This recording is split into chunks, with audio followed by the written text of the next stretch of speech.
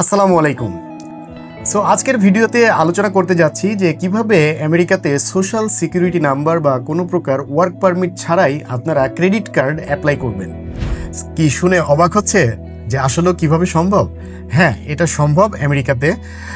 কারণ আমেরিকাতে credit card দুইভাবে আসলে নেওয়া যায়। তার মধ্যে নাম্বার 1 হচ্ছে unsecured credit card. Unsecured credit কার্ডের জন্য মূলত আপনাকে এখানে সোশ্যাল সিকিউরিটি থাকতে হবে বা ওয়ার্ক পারমিট থাকতে হবে বা এখানে গ্রিন কার্ড বা আপনাকে আমেরিকান নাগরিক যে রিকোয়ারমেন্টগুলো রয়েছে জেনারেল প্রসেস, এটাকে বলা হয় আনসিকিউরড ক্রেডিট কার্ড, আপনি এলিজিবল হবেন। কিন্তু আমরা তো যারা ভিজিটে এসেছি, ঘুরতে এসেছি, তারা কিভাবে এই ক্রেডিট কার্ড পাবো? সো তাদের জন্য মূলত আমেরিকাতে একটি সুযোগ রয়েছে, এটা হচ্ছে সিকিউরড ক্রেডিট কার্ড।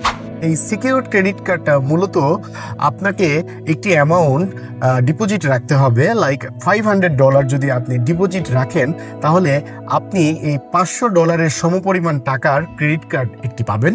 এবং এটা কিন্তু যখন আপনি খরচ করবেন তখন আপনার ক্রেডিট স্কোর আস্তে আস্তে কিন্তু গেইন হবে, এবং একটা সময় কিন্তু আপনার ক্রেডিট স্কোর গেইন হওয়ার মাধ্যমে এই সিকিউরড ক্রেডিট কার্ড থেকেও কিন্তু আপনার আনসিকিউরড ক্রেডিট কার্ডে যাওয়ার সুযোগ রয়েছে। সো যারা নতুন অবস্থায় আমেরিকাতে এসেছেন এবং ভাবছেন যে কিভাবে আমরা ক্রেডিট কার্ড অ্যাপ্লাই করতে পারি, সো তারা কিন্তু আনসিকিউরড এই ক্রেডিট কার্ড অ্যাপ্লাই করতে পারবেন। সো এই আনসিকিউরড ক্রেডিট কার্ড কিভাবে আমি অ্যাপ্লাই করলাম সেটা আজকের ভিডিওতে আমি আপনাদের সাথে শেয়ার করব।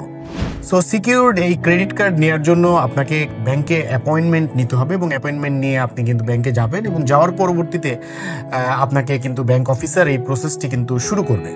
সো ক্রেডিট কার্ড তো ব্যাংক ইস্যু করবে, সিকিউরড ক্রেডিট কার্ড। সো এই সিকিউরড ক্রেডিট কার্ডের কিছু আবার নিয়ম রয়েছে। সো আপনি যদি এই ক্রেডিট কার্ডের যে লিমিট রয়েছে সেই লিমিটের 30% যদি ব্যবহার করেন বা এর বেশি ব্যবহার না করাটাই উত্তম, এবং আপনি যদি নিয়মিত পেমেন্টগুলো যদি করে থাকেন, বিল যদি পে করে থাকেন, তাহলে আপনার ক্রেডিট স্কোর কিন্তু ভালো হবে। এবং এখানে একটি রুলস রয়েছে যে 1 বছর যদি আপনি কোনোভাবে ডিফল্টার না হন, তাহলে কিন্তু এই সিকিউরড ক্রেডিট কার্ড থেকে কিন্তু আপনি আবার আনসিকিউরড ক্রেডিট কার্ডের অপশনে কিন্তু আপনি চলে যেতে পারবেন। সো আপনারা চাইলে কিন্তু এই সিকিউরড ক্রেডিট কার্ড আবেদন করতে পারেন। এটা কিন্তু একটা বেস্ট একটা অপরচুনিটি, কেননা এই ক্রেডিট কার্ড আপনার ক্রেডিট হিস্টোরি ক্রিয়েট করবে, এবং এই ক্রেডিট হিস্টোরি ক্রিয়েট করার মাধ্যমে ভবিষ্যতে আপনার আমেরিকার ব্যাংকিং যেই সুবিধাগুলো রয়েছে এটা কিন্তু আপনার জন্য সহজ হয়ে যাবে।